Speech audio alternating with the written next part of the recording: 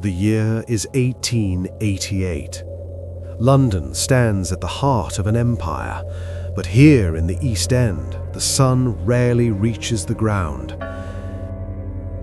They call it the London Particular, a thick yellow fog of coal smoke that settles over the streets, hiding the poverty and the predators.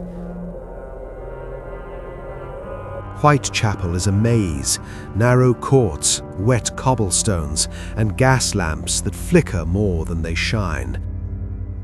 Every corner looks the same, every shadow seems to breathe.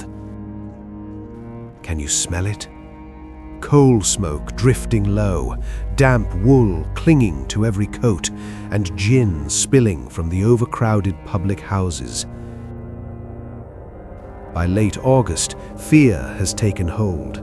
People no longer walk alone, not after what was found in Bucks Row. This is a hunting ground, a place where a killer can vanish into the mist before the scream has even died. Welcome to the Autumn of Terror.